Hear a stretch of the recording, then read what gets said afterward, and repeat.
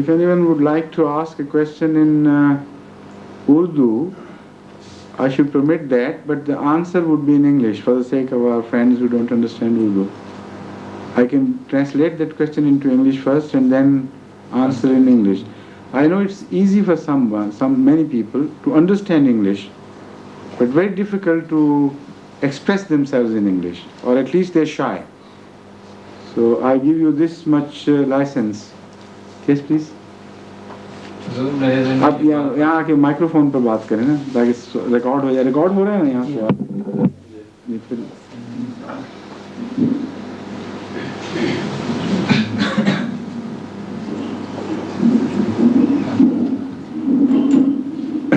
जी और करीब आ जाएं. मैं अक्सर जो खुतबात हैं उनको सुनता रहता हूँ, और उसमें एक बात जो मेरे ज़हन को स्ट्राइक करती है कि हुज़ूर ने फरमाया कि ये जो हमारे ख़िलाफ़ पाकिस्तान में मूवमेंट है, इसकी सरपरस्ती अमेरिका कर रहा है. और इसी तरह बाज़ और भी तंजीमें हैं पाकिस्तान में जो एक दूसरे को नीचा दिखाना चाहती हैं और कहते हैं जी इनकी सरपरस्ती अमेरिका कर रहा है. तो हमारे पास क्या इसका दलाइल है? उसके आसान बात ये है, the question is that I have repeatedly mentioned in my sermons that the anti-Ahmadiyya movement in Pakistan is fully supported by America and fully patronized by America. Now, Maqsood Sahib wants to ask me, what is the difference between our claim and the claim of many others who allege against each other that you are supported by America or you are opposed by America? He says that this is also a claim made by others. Some people say that such and such Jamaat is supported by America. And this is particularly an American stooge. So this is common saying. How can we prove our point? How can we prove our case? That in our case this is true. This is what you want to understand. Exactly. Now let's look at it on a broader perspective, then the thing would emerge automatically so clearly that no sane man can deny this. Number one, as far as the claims of others are concerned, everybody has to prove his point. Otherwise, that point will not be accepted. So I don't know which others you are referring to. So if those others are made, are mentioned in particular terms, they are defined, then I should ask them to prove their point. Why should I prove their point? I'm not concerned. I'm concerned with my point only. I can give you the logic behind it, the reason behind it, and the proofs. Why should America do it? What is her interest? Number one, you should, to understand this question, you should understand the global strategy of America. America, as far as Ahmadiyyat is concerned, has nothing to do with Ahmadiyyat either way. She is not interested in us in positive terms or in negative terms as such. But America is interested in her global policies. So anything which helps America gain those global policies would be adopted by America, regardless of whom it hurts and how it hurts. They are very selfish people. The present day politicians are extremely selfish. To gain a small point, they will not care if hundreds of thousands are hurt. But they must make their point and gain global advantage over their enemies. This is the general situation of which nobody can deny. I mean, this is a matter of common sense. The same applies to Russia. Now, what is the global policy of America nowadays? You must understand this. American global policy is to exploit religion against Russia and in favor of America, wherever it is possible. And they don't make any differentiation between Christianity and Islam and other religions. For instance, they are exploiting religion in South America, that is Christianity. They are exploiting religion in Poland. That is behind the Iron Curtain. And all the religious movements which are anti-communistic are well supported by them and well financed by them. This is a matter of fact that when the present day Pope was chosen, repeatedly efforts were frustrated to choose another person than this man. And every time the 52 American bishops were consolidated behind this Pope and against any other proposal. When it came to a stalemate, because the rest were not united and these 52 American popes were united, or popes under American influence, all that put together, so ultimately they won and their choice was made the choice. And it is also established by Christian writers, and I have got certain books with me available, in which Christian writers have analyzed the situation to prove the point that this Pope was an American choice because they wanted to capture the Catholicism movements behind the Iron Curtain, and they knew if the Polish Pope was chosen, he would make a strong impression on the Polish community. And Polish Catholicism, which is of course in majority there, would be employed against communism, and this is exactly what happened. All these Lech Wałęsa movements and all these, freedom of labor movements which took shape in Pope were fully supported by the church and are still continuously supported by the church. These movements were supported by the Roman Church. So much so that, interestingly, many works have been carried out in this regard. It has been discovered that the Bishop of Chicago was the main supplier of money, despite the fact that the money was also dubious. It also came from mafia sources. Yet it was accepted by the church, it was channeled through Rome to Poland, and so on and so forth. The tours of this present Pope, if you follow them, are surprisingly in those regions where there is a fight between Russian influences and American influences, and where Catholicism is taking sides with American influences. Popes goes there and strengthens their hands, calls the people to unite behind Christianity. Now all this is happening which had never happened before. Show me another Pope in the recent history who traveled so much and went to such politically active regions and whose tour always created the same results of strengthening the American politics.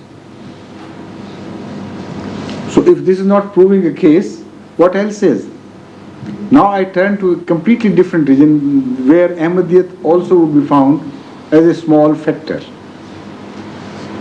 When we turn to the world of Islam, a very interesting thing happened which had never happened before.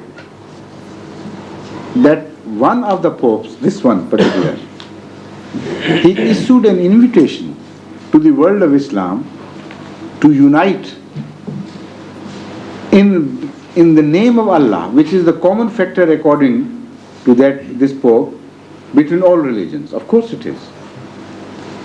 And he said the same thing addressing the world of Islam, which the Holy Quran had said addressing the rest of the world. Ta'alaw ila kalimatin sawa'in bainana wa bainakum. हाँ बुला लें. सवाल आपने किया तो जवाब मैं लोगों को दूं. So we'll wait until you return.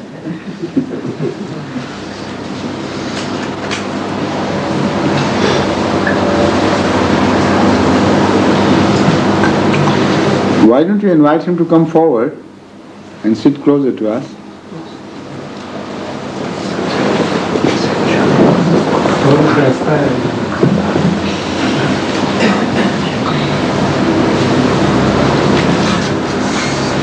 First let's get introduced. Assalamu alaikum wa rahmatullah. Ahlan wa sahlan.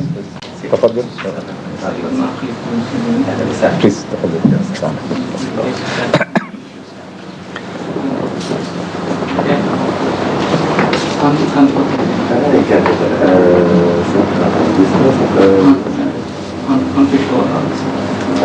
تتكلم عليه؟ أفهم العربية. أنا محمد طارق مرزوقي أقدم في النرويج لمدة 9 سنوات. أنا من 6 سنوات؟ أنا من تونس. اسمي محمد طارق مرزوقي، أعمل وأدرس الحمد لله. وأنا متشرف بكم إني أخرجكم جيل الجامعة، لكن الظروف في أوروبا صعبة ياسر، واحد ما يجبش يأتي عادة إلى المسجد. نعم الإسلام هو موجود. الإسلام هو موجود في العقل وفي الرأس وفي العقيدة. الإسلام موجود الحمد لله. الحمد لله. تفضل.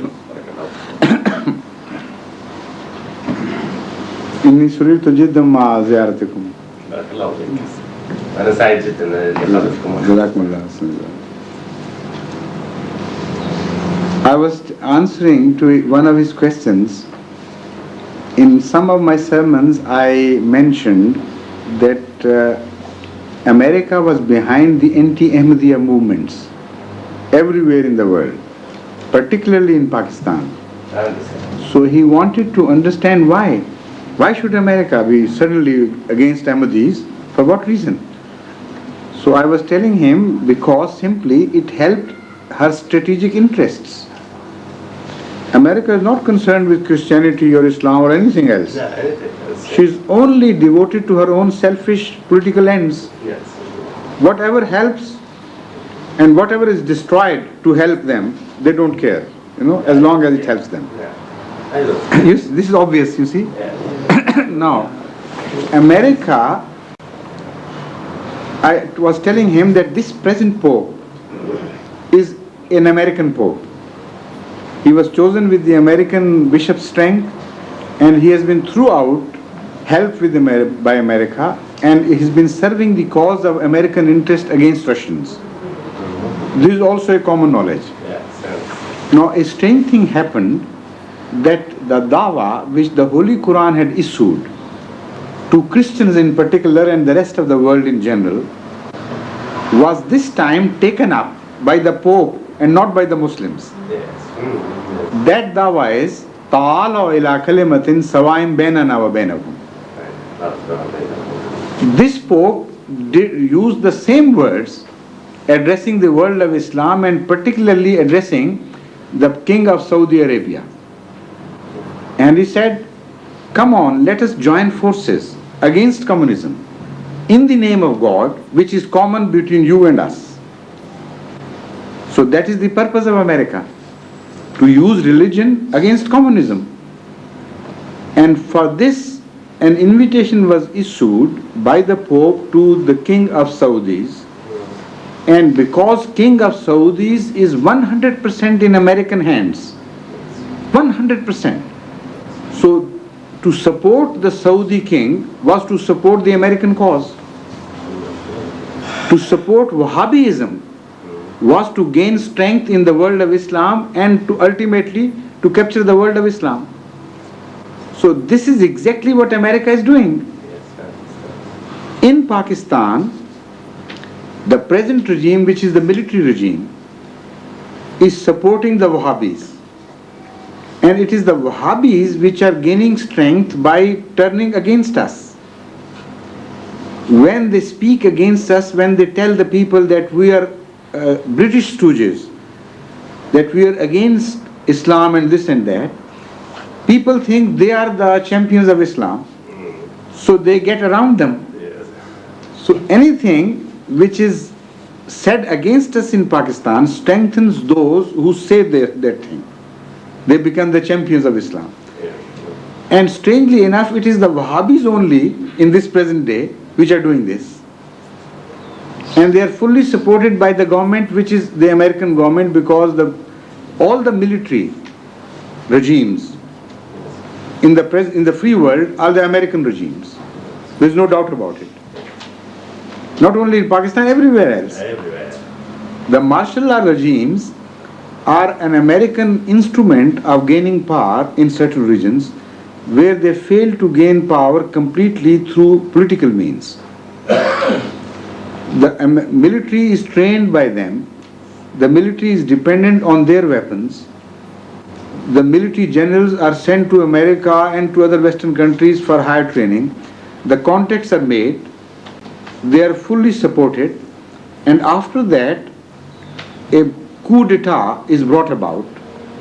And that military regime is not dependent on any popular view, because it's all powerful. So it can do whatever it pleases. And because it is dependent on financial support and other military support on the Western world, so it listens to them only and sees no other God except them. So this is how the world of Islam is captured, through the military regimes and other worlds as well. Wherever you see American political game is served, it is mostly served through these military arbitrary regimes in South America, in Africa, everywhere. So this also is the pattern of Russian supremacy. There is no difference. Russia also brings about political coups, military coups, like it did in Afghanistan, and suddenly captured the entire country. So this is the global war between America and Russia. Once they capture the military regimes, then what happens? Slowly, gradually, hatred builds against them. And also hatred begins to develop and build against the American masters who are supporting those regimes. So they have entered a completely new phase now, which is the cleverest so far. Now they want to identify these regimes with religion and with Islamic religion. They say these regimes have come here to support Islam and to enforce Islam. Like what happened in the case of Numeri. You know, like what happened in so many other places. In the name of religion, a military regime begins to rule the country, and when that religion is Islam, then people can't speak anything against that. Even if they try to do, they will be crushed in the name of religion, not in the name of America. So who suffers? Islam. And Islam is ruled through Islam. That is the most heinous plan of today, which is being unfolded.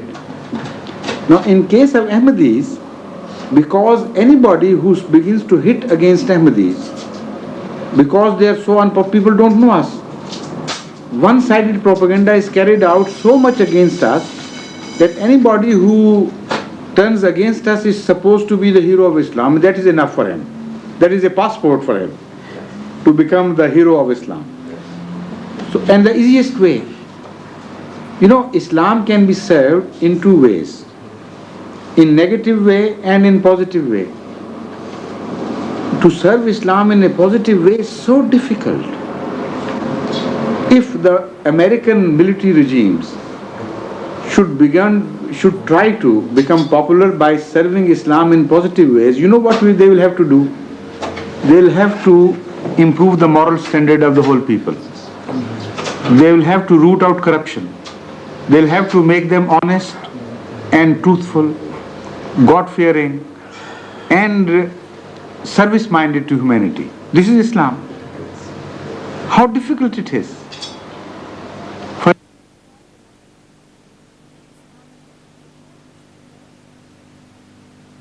They can't do it. But to hit someone in the name of Islam, to kill someone in the name of Islam, to sever the hands, to hang someone is so easy. It's within their power. So they follow negative Islam.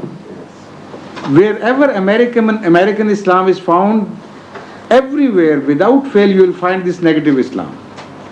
In Saudi, their moral standard is forgotten, but Islamic punishments are enforced. by the same people who commit the same crimes when they go out of the country. It is not love of Islam.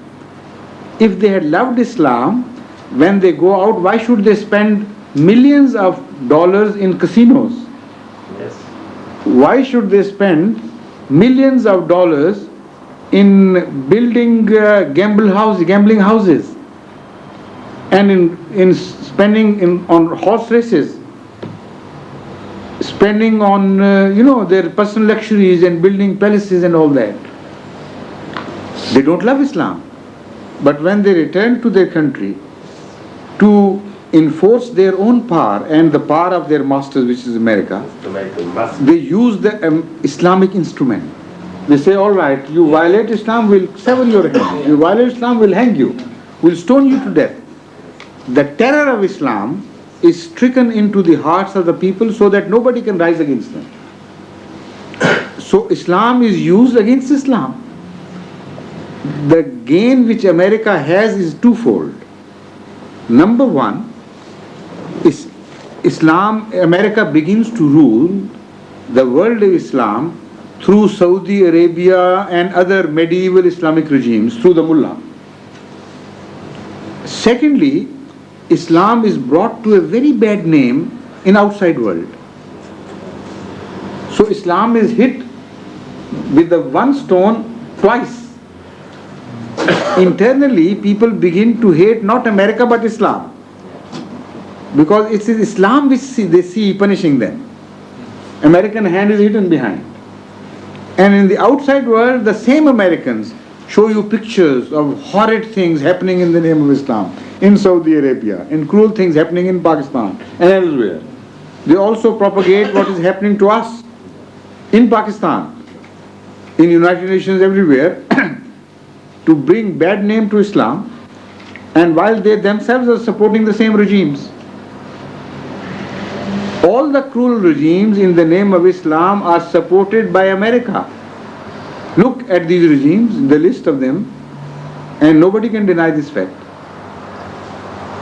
So how could it happen that wherever America gains influence, also the anti-Ahmadiyya movement gains strength?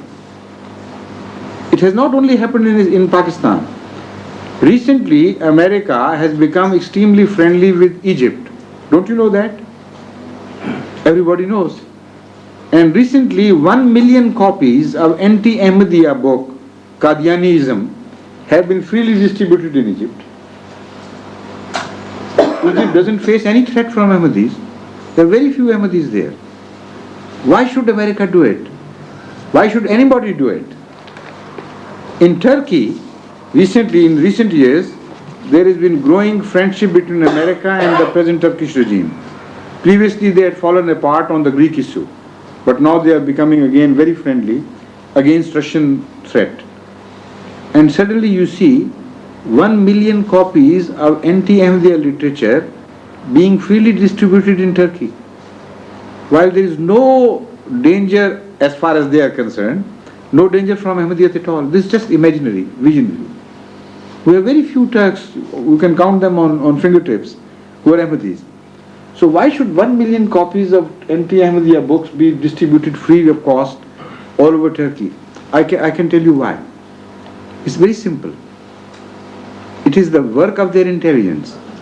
They know that if the Mullaism gains strength on its own, the governments would suppress it.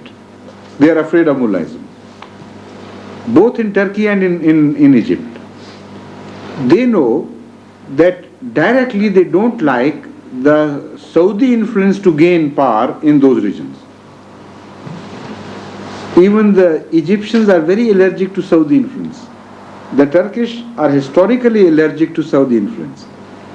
So how can they gain both these things? To spread Saudi influence and also to give some blood transfusion to the dying Mullaism.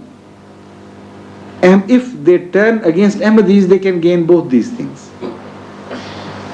If anti-Ahmadiyya literature is spread, no government can stop that. Otherwise they will be dubbed by mullahs as pro-Ahmadis.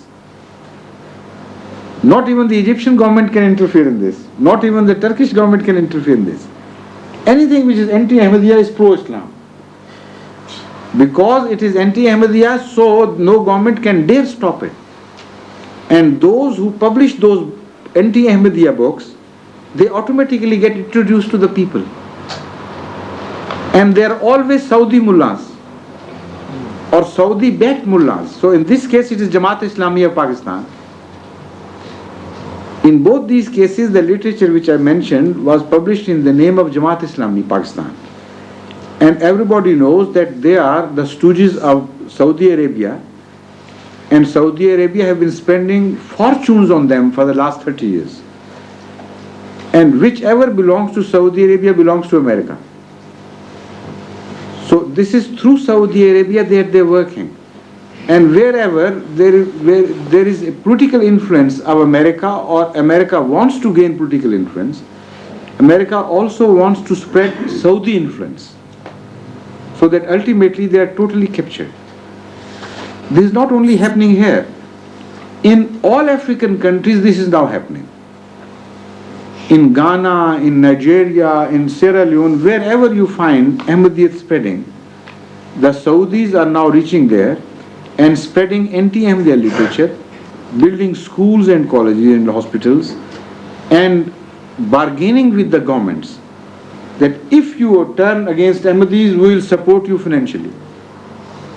Why should Saudi Arabia suddenly do that? Because they themselves are not religious people. The regime, I mean. Yes, regime. They are religiously totally bankrupt. They are so rotten in their character, so wicked, that they go out and keep as many mistresses as they please. But if somebody touches some woman in their country, they stone him to death. See? They drink like fish. Even in their own palaces in Saudi Arabia, huge rooms are filled with the most expensive wine. And this is no crime in their palaces. But outside, if some poor man does it, they strike him to death. They lash him to death.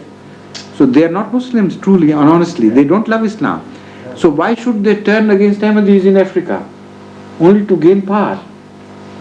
And through Saudi Arabia, America would rule, if they succeed, would rule African countries as well.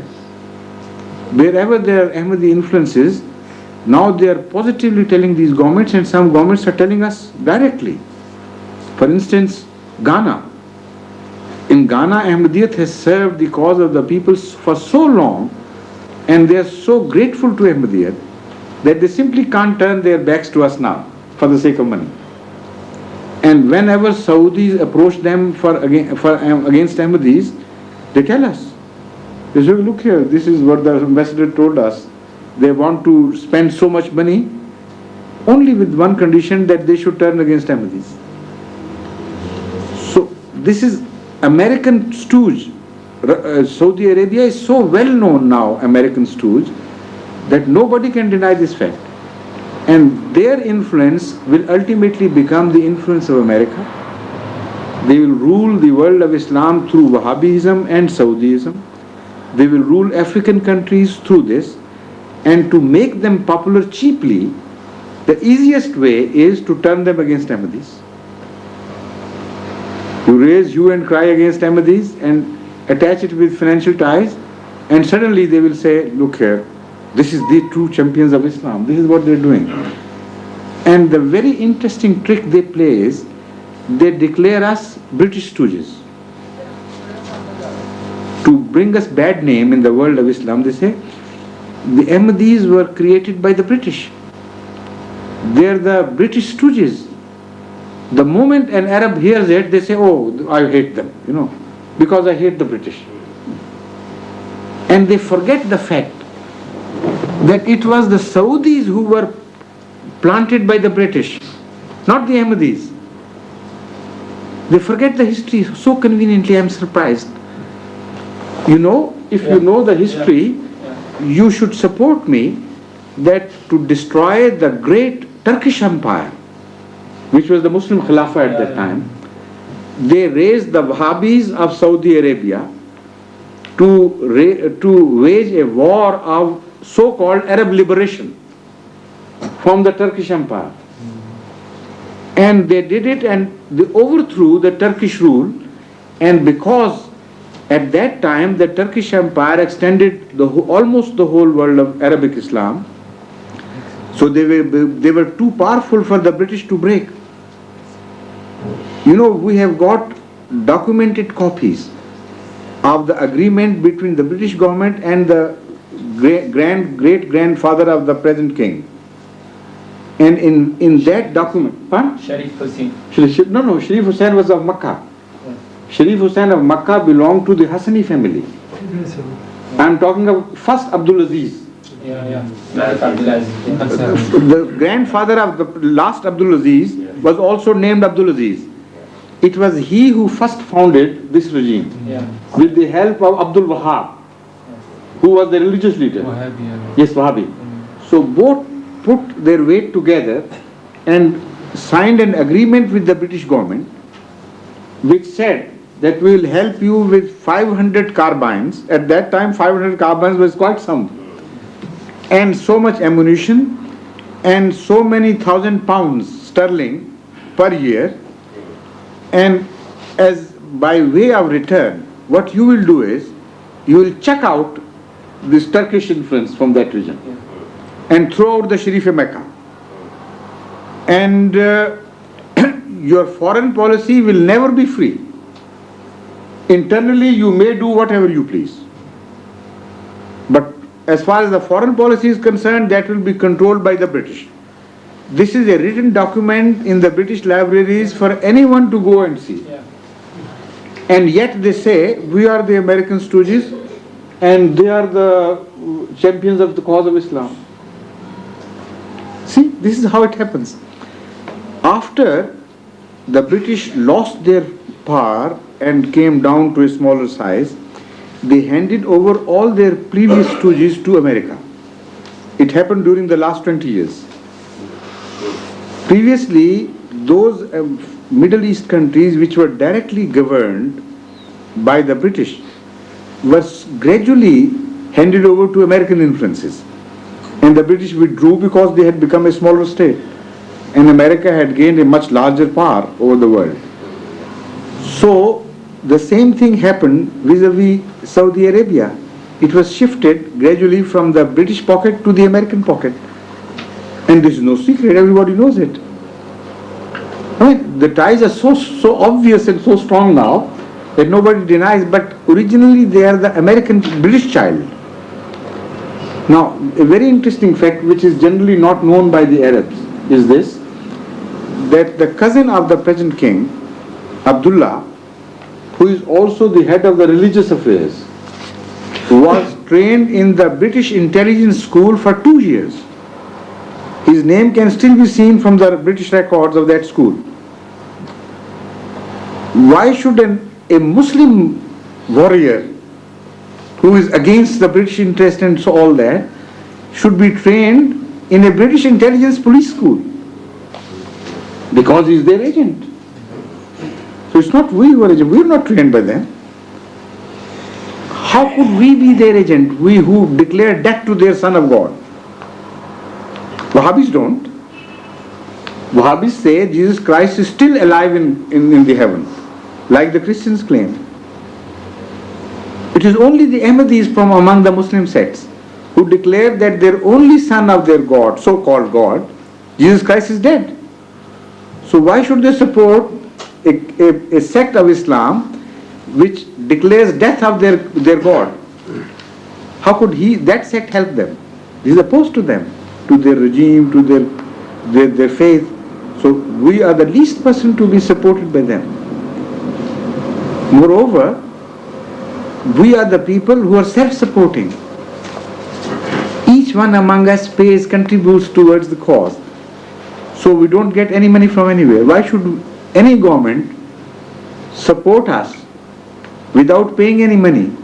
Why should we support any government without receiving any money? You see? But these things are not known to the common people. They just hear from the Saudi propaganda oh, the Ahmadis, the Qadianis, they are the British. So they just, okay.